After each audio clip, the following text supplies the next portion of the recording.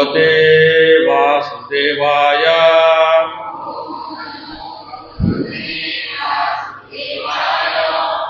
ओम नमो भगवते वासुदेवाय।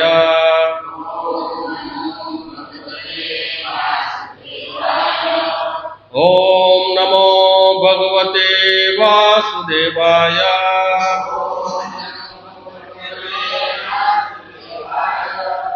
नारायणं नमस्कृत्यं नरं चैव नरोत्तमं देवीं सरस्वतीं व्यासं ततो जयमुनिरयेत्। नष्टप्रायेषु अभद्रेषु नित्यं भागवत सेवया भगवते उत्तम श्लोके भक्तिर्भवति नैष्टिकी।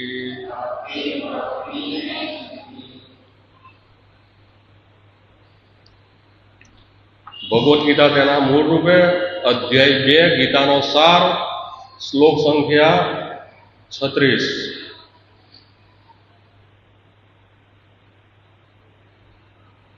अवाच्य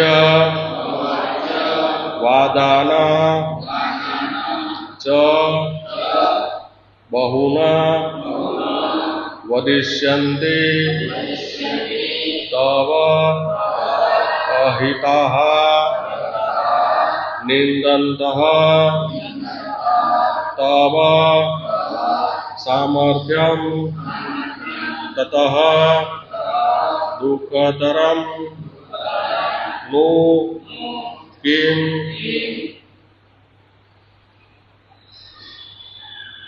अवाच्यवादाश्च बहुना वदिष्यन्ते तवाहिताः निन्दस्तस्त्वसामर्थ्य ततो दुःखतरं नु किम्। अवाच्यवादाश्च बहुना वदिष्यन्ते तवाहिताः निन्दतस्त्वसामर्थ्य ततो दुःखतरं नु किम्।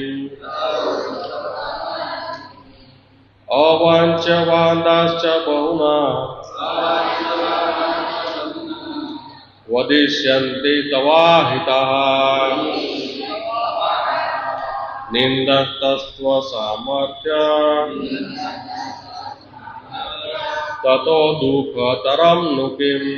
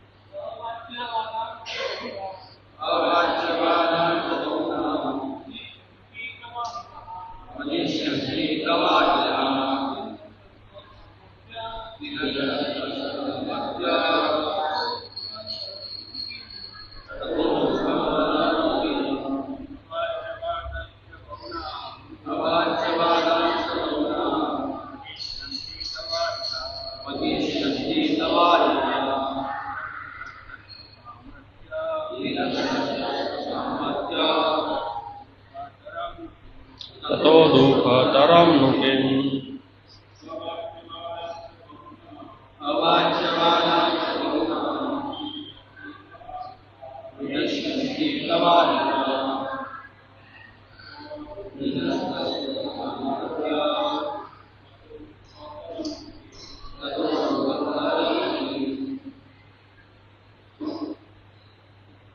माताजी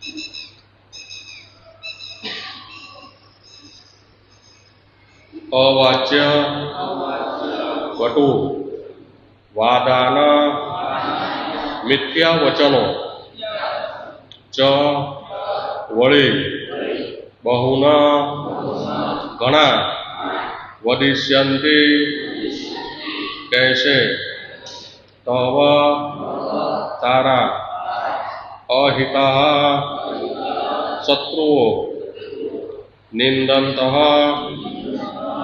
નિંદા કરતા તવ તારા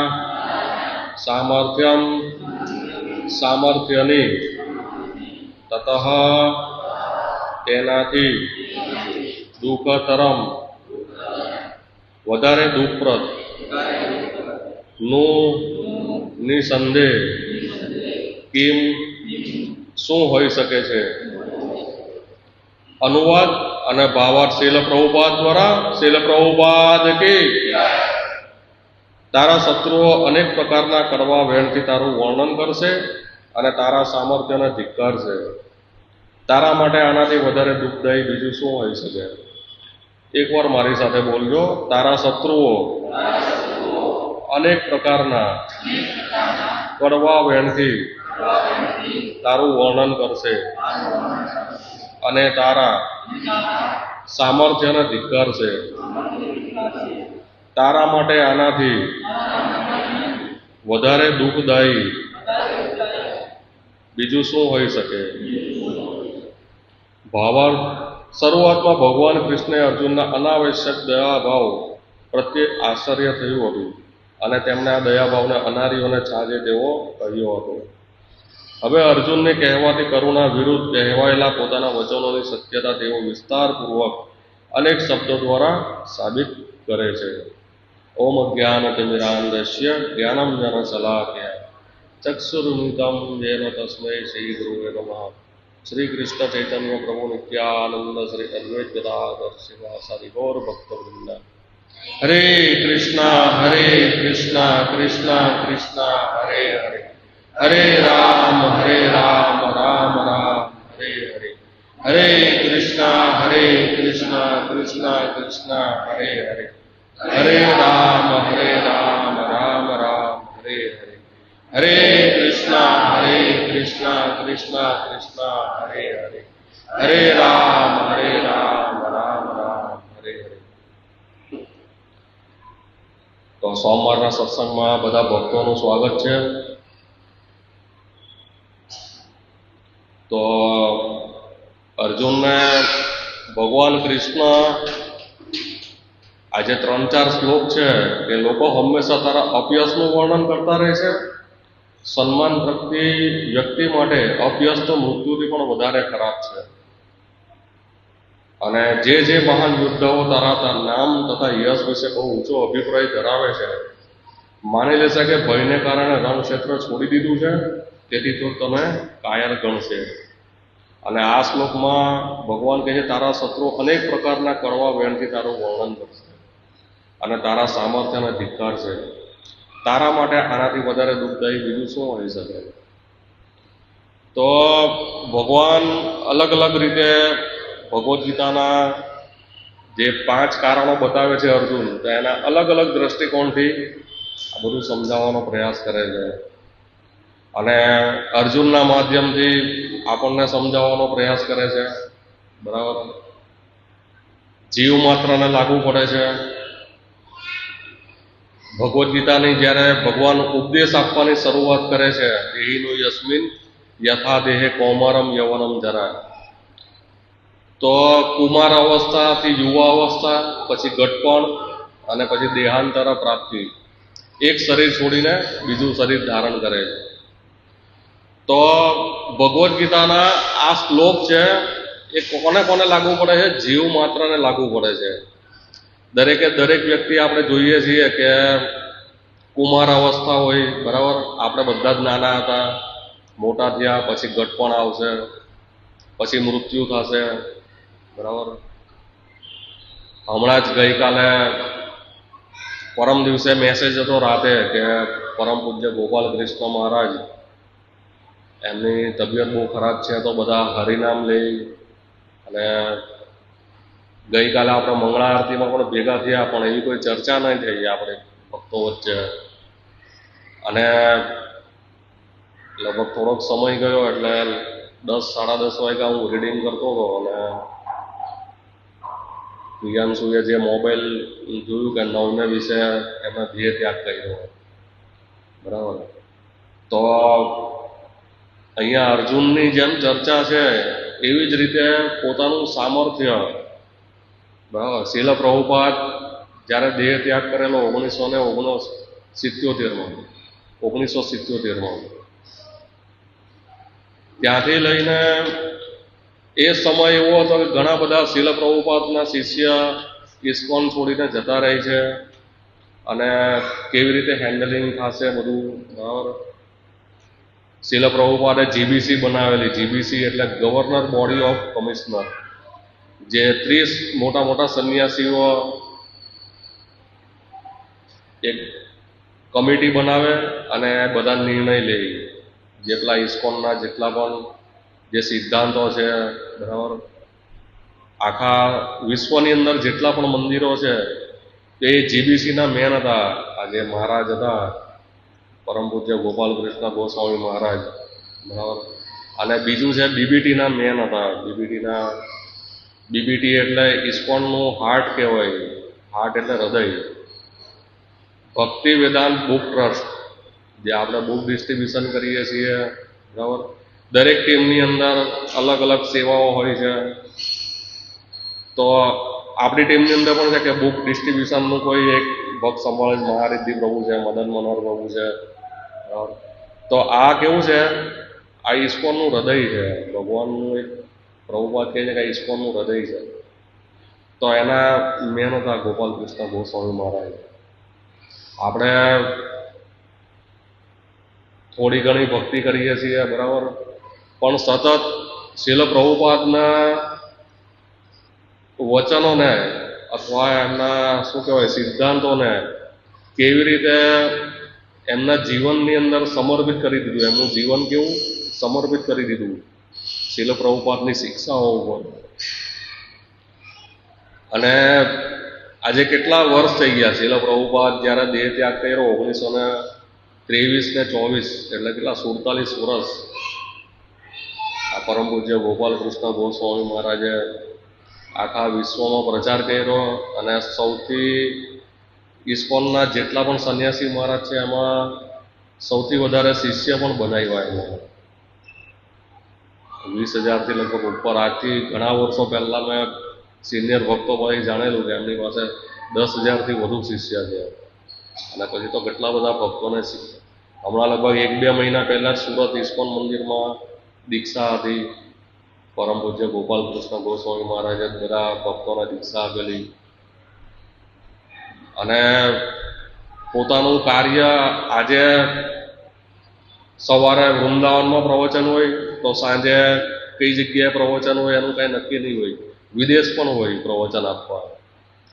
આપણે એક વિચાર કરો કે એક નાની એવી જાત્રા કરીએ છીએ, અહીંયાથી જગન્નાથપુરી ગયા વ્યાસ પૂજામાં, અને ત્યાંથી માયાપુર ગયા કે માયાપુરથી ઘરે આવ્યા, તો બધા ભક્તો થાકેલા હતા, તબિયત બગડી ગઈ બધાની. હા, બધાની તબિયત બગડેલી હતી. જ્યારે ઘરે પહોંચ્યા ને 18-20 દિવસે તો બધા ખકડેલા હતા. એટલે ખકડેલી બસ કેવી હોય એમ ખકડે બધા. તો હવે વિચાર કરો કે સવારે ક્યાં પ્રવચન આપતા હતા મહારાજ અને સાંજે ક્યાં પ્રવચન આપતા હતા. એકવાર અહીંયા સુરત ઇસ્કોન મંદિરમાં પ્રવચન આપતા હતા અને એમણે કીધેલું કે પાકિસ્તાનનું વર્ણન કરેલું એમણે કે પાકિસ્તાનમાં પણ આવી રીતે પ્રવચન કીર્તન પ્રવચન થાય, પણ પાકિસ્તાનમાં એ કે 11 વાગ્યા પછી થાય. રાતે 11 વાગ્યા પછી ત્યાંના ભક્તો બધા પ્રોગ્રામ ગોઠવે. એટલે આવું વર્ણન કરતા હતા કે એક જગ્યાએથી બીજી જગ્યાએ, બીજી જગ્યાએથી ત્રીજી જગ્યાએ. એટલે ભગવાન કૃષ્ણ કેટલી અમને શક્તિ પ્રદાન કરતા હશે, પ્રભુપાદ કેટલી શક્તિ પ્રદાન કરતા હશે પ્રચારમાં. એમણે આટલું સામર્થ્ય પ્રમાણે એમને પ્રચાર કર્યો અને ઇસ્કોનને આગળ લાવવામાં બહુ મહત્વનો ફાળો છે પરમ પૂજ્ય ગોપાલ ગોપાલકૃષ્ણ ગોસ્વામી મહારાજને આપણે સમજી નહીં શકીએ કે આપણે એમ કહીએ ને કે ભાઈ જીબીસીના મેન, પણ એમનું પદ કેટલું છે, બહુ ઊંચું પદ છે. ભગવાનના ધામમાં પણ એમનું પદ બહુ ઊંચું હોય. આપણે એવું સમજીએ કે ઘણા બધા ઇસ્કોનના સંન્યાસી મહારાજ આવે છે, ઘણા બધા પ્રભુજીઓ આવે છે, થોડું ઘણું પ્રવચન સાંભળીને ઘરે જતા રહીએ, પણ ખરેખર એમના દર્શન માત્રથી આપણે પવિત્ર થતા હોઈએ અને આપણી ભક્તિમાં પ્રગતિ થતી હોઈએ. આજે વર્ષો પહેલાની મને ખબર છે કે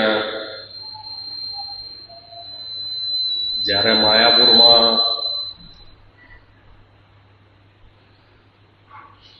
દેવ દામોદર પ્રભુ જ્યારે સિગ્નેચર કરાવેલા, એ ગોપાલકૃષ્ણ મહારાજ પાસે સિગ્નેચર કરાવેલા, અને એ પેનથી કેટલા ભગવત દર્શનના મેમ્બર બનાવતા હતા. એ પેન સ્પેશિયલ ભગવત દર્શનના મેમ્બર માટે રાખતા હતા. અને હમણાં છેલ્લી વાર પણ એ મહારાજ આવેલા મેરેથોનમાં, દરેક મેરેથોનમાં આવતા હતા અને મેરેથોનમાં ઉત્સાહ આપતા હતા બધા ભક્તોને. તો એ સમયે રાધેશ પ્રભુ અને બીજા સિનિયર ભક્તો પણ ગામડામાં પ્રચાર માટે બહાર ગયેલા, સુરતમાં નહીં હતા. તો એ વખતે પણ મહારાજ જ્યારે અહીંયા આવ્યા ત્યારે પૂછેલું કે રાધેશ પ્રભુ, રાધાચરણ પ્રભુ, એટલે કોઈ પ્રભુજીને ભૂલી જાય એવું પણ નહીં હતું. હંમેશા બધા ભક્તોને યાદ કરતા. અહીંયા સુરતમાં આવે એટલે બધા જ સિનિયર ભક્તોને, લીડર્સને યાદ કરે. અને એવું સામર્થ્ય હતું એમનું કે ભગવદ્ ગીતા આટલી વિતરણ પણ થઈ જતી. અને પછી જ્યારે અહીંયા મિની બજારમાં આવેલા મહારાજ મેરેથોનમાં, તો મેં એક પુસ્તક ઉપર સહી કરાવેલી, અને એ પેનથી પછી મેં મારા ઘરે ફેમિલીમાં આપેલી કે મેં આ બધા જે સત્સંગનો હિસાબ કિતાબ થાય તેવી રીતે એક પેન, એવી રીતે ગોપાલકૃષ્ણ મહારાજને એક કૃપા રૂપે આ રીતે એનું સેવા મેં લીધેલી. તો આ એક એવું છે કે જેટલા પણ આપણે આવા વૈષ્ણવોનું ગુણાનું વર્ણન કરીએ, બરાબર, એક મોટું વાસણ લઈએ અને એની અંદર ગમે એટલા રાયના દાણા ભરીએ તો રાયના દાણા ગણાઈ જાય. પણ આવા વૈષ્ણવોના ગુણગાન આપણે પૂર્ણ રીતે આપણે ગાઈ નહીં શકીએ. વિચારો કેટલા શિષ્ય બનાવ્યા, કેટલો પ્રચાર કર્યો. અને આ દેહરાદૂનમાં એમણે દેહ ત્યાગ કર્યો એની પહેલાં 1-2 મહિના પહેલાં જ અહીંયા સુરતમાં હતા, અને થોડા સમય એને 4-5 દિવસ પહેલાં મુંબઈમાં હતા. તો મારા મામાના છોકરાએ ફોટો મોકલાવેલો, એટલે અહીંયાનો ફોટો હતો, પછી મેં એને મોકલાવ્યો કે ત્યાંથી પછી મહારાજ અહીંયા આવે અને અહીંયા ઘણા બધા ભક્તોની દીક્ષા છે.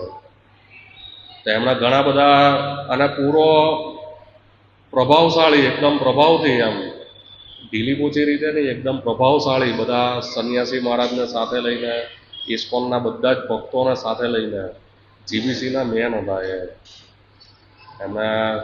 એટલે આજે આપણા વૈષ્ણવ વિરહના, એમના વિરહમાં આજે આ ભજન ગાયું આપણે, જે અનિલો પ્રેમ ધન કરુણા પ્રચુર. તો હંમેશા આપણે આવા વૈષ્ણવોના ગુણગાન ગાવા જોઈએ. જેવી રીતે ભગવાનના ગુણગાન ગાઈએ ને, એવી રીતે પ્રભુપાદ અને આવા સંન્યાસી મહારાજના ગુણગાન હંમેશા ગાવા જોઈએ.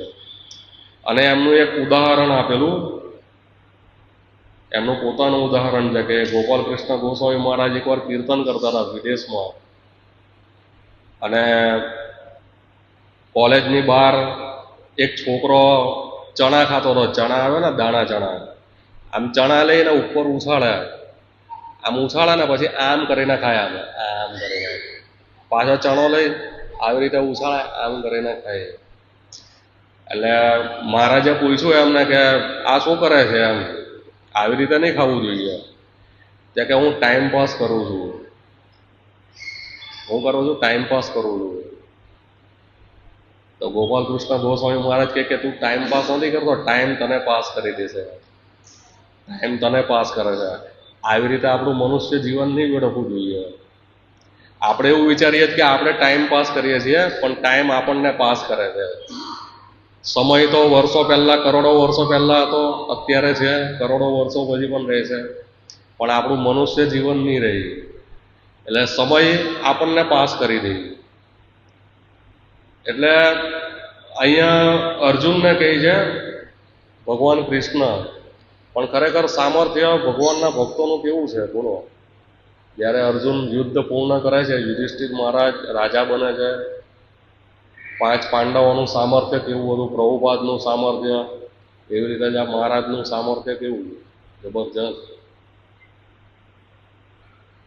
અને માનવ સમાજને કૃષ્ણ ભક્તિ આપવી એ બહુ મોટું કાર્ય છે. અત્યારે માનવ સમાજ છે એ કેવો છે? એકદમ નિમ્ન કક્ષાનું ગણાય. પ્રભુપાદની સાથે આપણે જે ચર્ચાઓ બધા કરતા હતા, એક ચર્ચા હું થોડીક ડિસ્કસ કરીશ એના વિશે, કે પ્રભુપાદ એકવાર વિદેશમાં એક સમાજ સેવક આવે છે. આજે સમાજની જે સેવા કરતા હોય ઘણા લોકો, તેવી રીતે સમાજ સેવક એક આવે છે અને પ્રભુપાદ સાથે ચર્ચા કરે છે. પ્રભુપાદ સાથે બધી ચર્ચા કરે છે કે સમાજ સેવામાં તમે શું કરો છો એમ. તો પ્રભુપાદ કહે છે કે આ વિદેશમાં જે આ ચલણ ચાલે છે તલાકનું, તે વાસ્તવમાં કોઈ આપણી સંસ્કૃતિનું કંઈ છે નહીં એવું. આપણી સંસ્કૃતિમાં જે સંસ્કૃત શબ્દની અંદર ક્યાંય એવો તલાક કે છૂટાછેડા નામની એવું કોઈ શબ્દ નથી.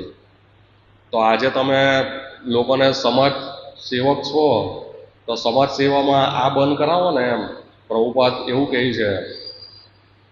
તો જે સમાજ સેવક હોય છે, જે ડિસ્કસ કરવા આવ્યા હોય, એ એવું કહે છે કે સમાજને જ આની જરૂર છે એમ, સમાજ જ આવું ઈચ્છે છે. સમાજના લોકોને આવી ઈચ્છા છે કે તલાક થાય, બરાબર. તો પ્રભુપાદ ના પાડે છે કે નહીં, આનાથી વ્યભિચાર ફેલાય છે, વ્યભિચારને પ્રોત્સાહન મળે છે. પ્રભુપાદ એવું કહે છે કે વ્યભિચારને, તો એ સમાજ સેવક પાછી દલીલ કરે છે કે નહીં યાર, પણ સમાજ જ આવું ઈચ્છે છે એમ. તો પ્રભુપાદ કહે છે કે આ જે સમાજ જે છે ને, એ નાના બાળક જેવી બુદ્ધિ છે. કેવી? નાના બાળક જેવી. જો નાનું બાળક નરકમાં જતું હોય, આપણું જ બાળક જો નરકમાં જતું હોય, તો એક પિતાની ફરજ છે ને કે એને બચાવવું જોઈએ. એક પિતાની ફરજ છે કે નરકમાં જતું એને બચાવવું જોઈએ.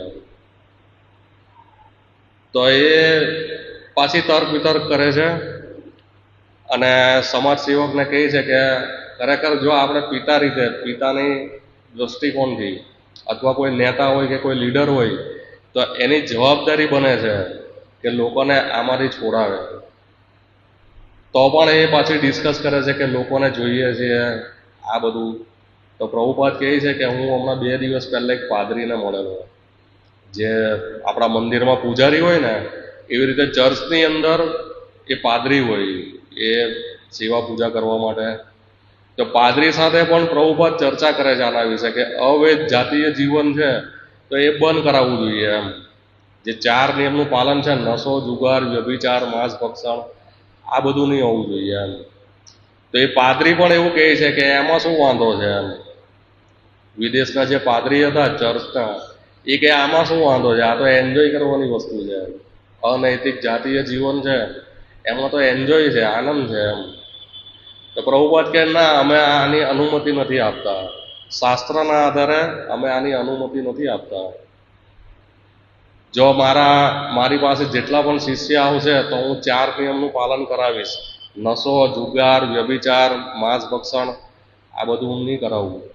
તો એ સમાજ સેવક જે હોય, ડિસ્કસ કરતા હોય ને, એ ડિસ્કસ કરતા એવું કહે છે કે તો તમારી પાસે બહુ ઓછા લોકો આવશે, તમારા ઇસ્કોનની અંદર બહુ ઓછા લોકો આવશે. તો પ્રભુપાદ કહે છે કઈ વાંધો નહીં, થોડાક ભક્તો આવશે ને તો પણ બહુ થઈ ગયા. કારણ કે અમે સમાજને કંઈક એવું કરીને બતાવશું. આ વાસ્તવિક સમાજ સેવા છે કે લોકોને કૃષ્ણ ભક્તિ આપવી, 4 નિયમનું પાલન કરાવડાવવું, આજે પાપમય જીવનથી મુક્ત કરાવવા, જન્મ મૃત્યુ જરા વ્યાધિમાંથી મુક્ત કરાવવા, એ વાસ્તવિક સમાજ સેવા છે. ખ્યાલ આવ્યો ને? આજે સમાજ સેવા છે, અત્યારે ઘણા બધા અહીંયા ભારતની અંદર પણ સમાજ સેવા કરે છે, પણ એ લોકો શું કરે છે કે થોડું ઘણું અનાજ બધાને પહોંચાડે, બાળ આશ્રમમાં આપી આવે કે ગૌશાળામાં આપી આવે, થોડું ઘણું આમ તેમ બધું કરી આવે, ભિખારીઓની બાલ દાઢી કરી આવે રવિવારે, એક ગાડી મોટી લઈ અને 4-5 હજારને ગોતી આવે, એટલે ભિખારીઓની બાળ કાઢી બધું કરી આવે, થોડું ઘણું ખાવાનું આપી આવે, સ્વીટ આપી આવે, હોસ્પિટલમાં બધું આમ તેમ કરી આવીએ. પણ આ બધું કેવું છે કે એક વ્યક્તિ દરિયાની અંદર ડૂબે છે, બરાબર, દરિયાની અંદર ડૂબતો હોય કોઈ વ્યક્તિ, અને એને બચાવવા માટે કોઈ પકડી લે અને કોટ લઈને બહાર આવે ને પછી એમ કે મેં વ્યક્તિને બચાવી લીધો. એ વ્યક્તિ તો જતો રહે છે, ખાલી કોટ લઈને આવે છે અને એમ કે છે મેં વ્યક્તિને બચાવી લીધો. એટલે આ બધા શરીરના જે સુખ લોકોને પહોંચાડવા, એ બધું કેવું છે, કોટને બચાવવા બરાબર છે. પણ ખરેખર અંદર જે રહેલો આત્મા છે એના ઉદ્ધાર માટે શું? એમ એના ઉદ્ધાર માટે શું? એના ઉદ્ધાર માટે કંઈ નહીં. એટલે જે લોકો આહાર નિંદ્રા ભય મૈથુનમાં છે, એ લોકો કેવું છે, પાપમય જીવન વ્યતીત કરે છે. જે આપણે કૃષ્ણ ભક્તિ નથી કરતા, બરાબર, તો આપણે ઘણા લોકો એવું વિચારે છે કે અમે કોઈનું ખોટું નથી કરતા, એવું ઘણા લોકો કહે ને. હાસું તો એ જ છે કે આપણે કોઈ નડવાનું નહીં, એવું ઘણા લોકો બોલતા હોય કે અમે કોઈને નડતા નથી એમ. પણ એ કેવું છે, એ બોલવામાં સારું લાગે, બોલતા હોય ને બોલવામાં બહુ સારું લાગે. જેવી રીતે અર્જુન પણ અહીંયા કહે ને કે ભાઈ વધ નહીં કરવા જોઈએ, આપણે જો હજારોના વધ કરી નાખીશું તો કુળ પરંપરા નષ્ટ થઈ જશે, વર્ણશંકર પ્રજા ઉત્પન્ન થશે. અર્જુન પણ એવું કહે છે, બરાબર. એવી રીતે આ સમાજની અંદર આવી બધી બહુ ધારણાઓ બધી ચાલે છે કે ભાઈ આવું બધું કરો, કોઈને નડવાનું નહીં. આપણે ઘણા લોકોને પૂછીએ ને કે ભાઈ આમાંથી કયો એવો વ્યક્તિ છે કે હંમેશા સત્ય જ બોલે છે, કોઈ એના જીવનમાં ક્યારેક ખોટું નથી બોલ્યા, એવો વ્યક્તિ પણ ગોતવો બહુ મુશ્કેલ થઈ જાય ને, એવો વ્યક્તિ મળશે નહીં. એટલે જ્યાં સુધી આપણે પોતાને નડતા મટીએ ને, આપણે પોતાની જાતને નડીએ છીએ. ખ્યાલ આવ્યો? સમાજમાં એવી ધારણાઓ છે કે એક ઝાડ ઉપર જે ડાળી પર બેઠા હોય એક ભાઈ, અને એ ડાળીને કાપતા હોય, એ ડાળીને કાપે તો ત્યાંથી એક ભાઈ નીકળે, ભાઈ ડાળી કપાઈ જાય તો નીચે પડશે ભાઈ, તો ડાળી પરથી ઉતરી જાય એમ. તો એ વ્યક્તિ સાંભળતો નથી અને ડાળીને કાપી નાખે. જેવી કપાઈ જાય ડાળી એટલે ભાઈ નીચે પડી જાય. એટલે એમ કહે કે ઓ પેલા ભાઈએ ભવિષ્યવાણી કરેલી કે હું પડી જઈશ, તો એની ભવિષ્યવાણી સાચી પડી, એ કઈ બહુ મહાત્મા લાગે છે એમ. એટલે આવી બુદ્ધિવાળા લોકો છે સમાજમાં. કેવા છે? આવી બુદ્ધિવાળા છે કે લોકો સામેવાળી વ્યક્તિ એવું કહે છે કે જે ડાળી પર બેઠો છે એ ડાળીને કાપશે તો તું પડી જશે, બરાબર છે. તો જ્યારે પડી જાય છે ત્યારે એને કંઈક નવું લાગે છે કે ઓ પેલા વ્યક્તિએ ભવિષ્યવાણી કરેલી કે હું નીચે પડી જઈશ, ને નીચે પડી ગયો. એટલે સમાજની અંદર આવું બધું ચાલે છે. એટલે આવી બધી વસ્તુથી કેવું છે, લોકોનું કલ્યાણ નહીં થાય. આજે માનવ સમાજનું કલ્યાણ થાય છે એવી રીતે કલ્યાણ નહીં થાય. એટલે આપણે પોતાની જાતને પહેલા નડીએ છીએ. જો કૃષ્ણ ભક્તિ આપણે નથી કરતા, હા, બીજાને નડવાની વાત તો અલગ છે, પણ આપણે પોતાની જાતને નડીએ છીએ. ખાલી આહાર નિંદ્રા ભય મૈથુન કરીએ છીએ, બરાબર. તો આ કેવું છે, કડવા વેણથી તારું વર્ણન થશે. અહીંયા અર્જુનને કહે ને કડવા વેણથી. જોકે સમાજમાં એવું કોઈ વર્ણન નહીં કરે. સમાજમાં જો ધન કમાશું ને તો આપણને સારા વ્યક્તિ ગણશે. આપણા પરિવારનું પાલન પોષણ બરાબર કરશું ને તો આપણને સારામાં સારા વ્યક્તિ ગણવામાં આવશે કે ઓ બહુ સારું મેનેજમેન્ટ છે, આનું પરિવારનું પાલન પોષણ કરે છે, એવું થાય ને. પણ એવું કહેવાવાળા કેટલા? હા, આપણા સમાજની અંદર આપણને કેટલા લોકો ઓળખે છે? 500, 1000, 2000, 3000. હા, આપણે કદાચ છોકરાના કે આપણા ફેમિલીમાં મેરેજ હોય તો વધીને 1000 લોકોને આપણે બોલાવીએ. 1000થી વ્યક્તિને કદાચ 2000 વ્યક્તિ આપણને ઓળખતા હોય, જે ભૌતિક રીતે આપણને સારા કહેવાવાળા, બરાબર. પણ આધ્યાત્મિક રીતે, બરાબર, અર્જુનને અહીંયા એવું કહેવામાં આવે છે કે બધી જ તૈયારીઓ છે. અજ્ઞાતવાસમાં જે એણે ઇન્દ્ર પાસેથી શસ્ત્ર લીધા, શિવજી પાસેથી શસ્ત્ર લીધા, બધી જ તૈયારી છે, અને હવે ના પાડી દેવામાં આવે, બરાબર, કે હવે યુદ્ધ નહીં કરવું, એક દયાભાવ રાખીને. બરાબર. એવી જ રીતે માનવ સમાજની અંદર આપણે કૃષ્ણ ભક્તિ માટે બરાબર. કેટલા આચાર્યોએ આપણને આશીર્વાદ અને કૃપા વરસાવી છે, બરાબર. ત્યારે આ ભગવદ્ ગીતા આપણી પાસે આવે છે. આપણે હરે કૃષ્ણ મહામંત્રના જપ કરીએ છીએ. શીલ પ્રભુપાદની કૃપાથી, બરાબર, આટલા બધા સંન્યાસી મહારાજ છે, સિનિયર ભક્તો છે, કેટલા પ્રભુજીઓ છે, જે પ્રચાર માટે કેટલું રાત દિવસ એક કરે છે, બરાબર. અને ત્યારે પછી આપણે કૃષ્ણ ભક્તિ નહીં કરીએ, બરાબર, માળા કર્યા વગરના સૂઈ જઈએ છીએ, ભગવદ્ ગીતા નથી વાંચતા, બરાબર. તો આવું સામર્થ્ય કોણ ધ્યાન રાખશે? ખ્યાલ છે? આપણે પાપમય જીવન વ્યતીત કરીએ ને, આપણે કૃષ્ણ ભક્તિ નથી કરતા તો પાપમય જીવન વ્યતીત કરીએ છીએ, તેમાં 10 દિશાઓ પણ સાક્ષીઓ છે. આજે 8 ખૂણાઓ, 8 દિશાઓ, ઉપર નીચે 10 દિશાઓ છે, સૂર્ય ચંદ્ર છે, 33 કરોડ દેવી દેવતાઓ છે સાક્ષી. સારું વિચારવા માટે ભૌતિક રીતે જે આપણે વિચારીએ છીએ એમાં કેટલા 500,000 આપણા વખાણ કરશે.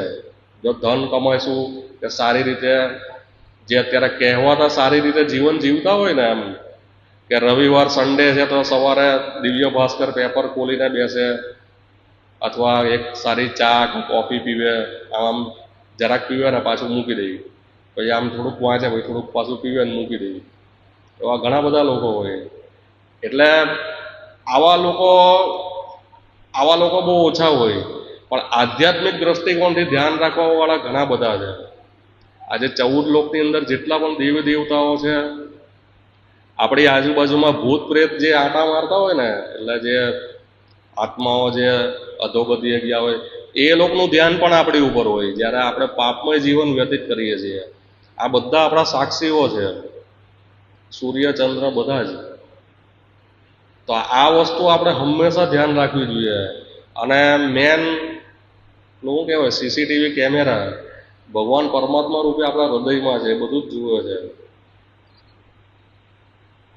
આ બધું જ આપણે ધ્યાન રાખીને કૃષ્ણ ભક્તિમાં લાગવું જોઈએ ગંભીરતાથી, કે આપણા સામર્થ્યના બધા ધિક્કાર છે. જ્યારે આપણે મનુષ્ય જીવન છૂટશે ને, આપણે જો કૃષ્ણ ભક્તિ નહીં કરીએ, બરાબર, 84 લાખ યોનિઓમાં જાતા હોઈએ, તો આ બધા આપણને જોશે.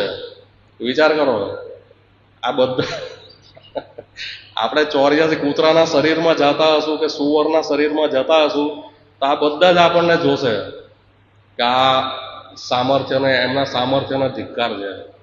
સામર્થ્ય હતું, બરાબર, ભગવદ્ ગીતા હાથમાં આવી, માળા હાથમાં આવી, પણ આપણે એવું થાય.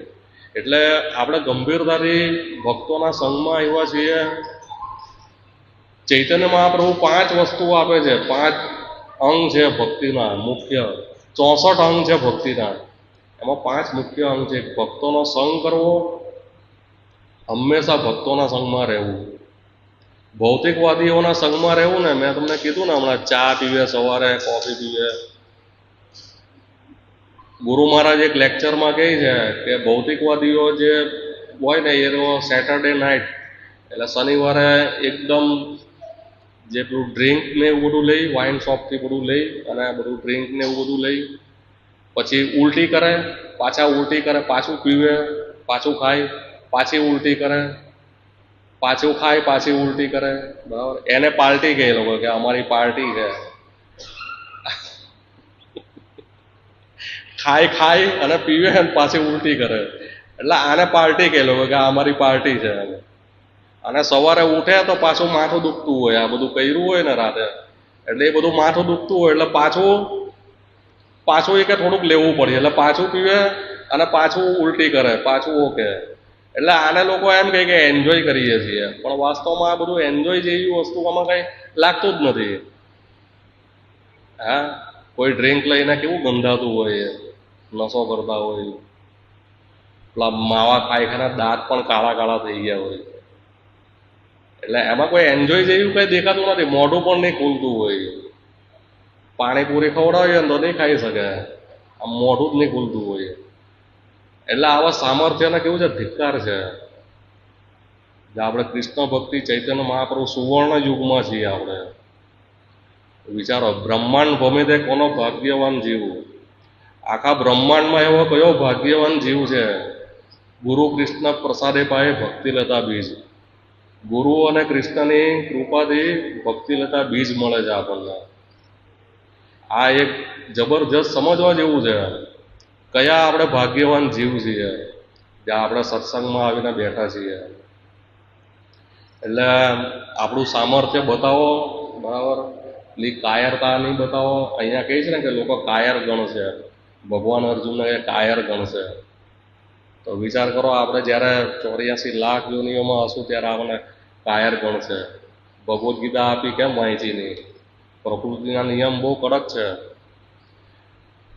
અહીંયા પોલીસવાળા પકડશે ને આપણને તો 100 રૂપિયા આપીને છૂટી જઈશું, આપણે 200 રૂપિયા આપીને છૂટી જઈશું. પણ પ્રકૃતિના નિયમો આપણને કોઈ છોડશે નહીં. બહુ અટળ છે ન્યાય. પ્રકૃતિનો જે ન્યાય છે ને બહુ અટળ છે, આપણને છોડશે નહીં. એટલે હંમેશા આપણે ગંભીરતા બતાવવી જોઈએ, ઉત્સાહ બતાવવો જોઈએ. ઉત્સાહ, નિશ્ચય અને ધૈર્ય. એકદમ ઉત્સાહથી ભક્તિ કરવી જોઈએ, બરાબર. સવારે મંગળા આરતીમાં આવવા માટે ઉત્સાહ બતાવવો જોઈએ. નિશ્ચય હોવું જોઈએ કે 16 માળા કરવી છે, 4 નિયમનું પાલન કરવું છે. અને ધૈર્ય રાખવું જોઈએ, ધીરજ રાખવી જોઈએ. આ 3 વસ્તુથી આપણે ઓટોમેટિક ભક્તિમાં પ્રગતિ કરીશું. જો ભક્તોના સંગમાં રહીશું તો. જેટલા ભક્તોના સંગમાં રહીશું એટલી આપણી ભક્તિમાં પ્રગતિ થશે. નકર આપણે ક્યાંય 84 લાખ યોનિઓમાં જતા રહીશું. જલજા 9 લખાની, જળચર પ્રાણી 9 લાખ જળચર પ્રાણી. વિચારો, અત્યારે લોકોને તરવાની ને નાહવાની બહુ મજા આવે છે, પણ એવી ચેતનાથી આપણે 84 લાખ યોનિમાં જઈશું. જલજા 9 લખાની, 11 લાખ પક્ષીઓ. સપનામાં ક્યારેક ક્યારેક આપણને એવું લાગે કે આપણે ઉડીએ છીએ. આપણને એવું લાગે ને સપનામાં ઉડીએ છીએ, કારણ કે આપણે ઉડીને આવ્યા છીએ આગલા જન્મમાં. 30 લાખ પશુઓ, હિંગડાવાળા ને પૂંછડાવાળા. અહીંયા એક ગધેડો બહાર ગેટ પાસે આવ્યો ને તો આપણે અંદર ઘૂસવા નહીં દઈએ. પશુઓની જો હાલત આવી છે, તું ભાઈ જા અહીંયાથી. આમ ગમે એટલો સારો ગધેડો હોય પણ એ ગધેડો જ કહેવાય. પ્રભુપાદ એ સમાજ સેવકને કહે છે કે સમાજ સેવકના જે અત્યારના લીડરો છે ને, એ ગધેડાઓના સમાજમાંથી એક ગધેડો ઉપર એક બેહાડી દે અને એ પછી બધો વહીવટ કરે. એક ગધેડો બધો વહીવટ કરે. એટલે ગધેડાનો વહીવટ કેવો હોય? ગધેડા જેવો જ હોય. એટલે સમાજ આખું બધું એવું બની જાય.